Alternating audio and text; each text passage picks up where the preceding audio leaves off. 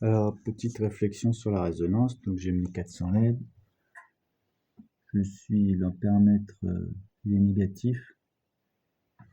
Donc, j'ai l'énergie de la lumière plus de l'énergie qui revient des bobines dans l'ampèremètre.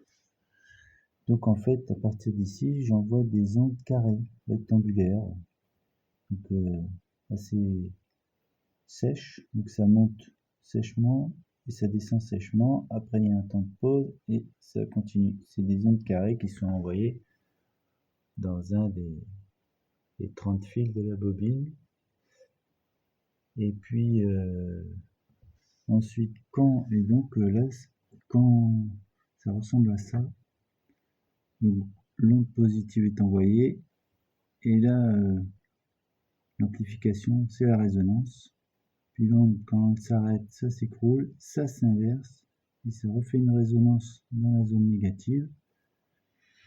Et je pense donc que c'est cette zone négative, c'est quand l'énergie revient. Sauf qu'elle ne revient pas que dans la bobine où l'impulsion a été envoyée. Elle revient donc dans la bobine où l'impulsion a été envoyée à travers l'ampèremètre, mais elle revient aussi dans les 29 autres bobines sur lesquelles sont connectées les lampes. Bon là, toutes les 29 ne sont pas connectées.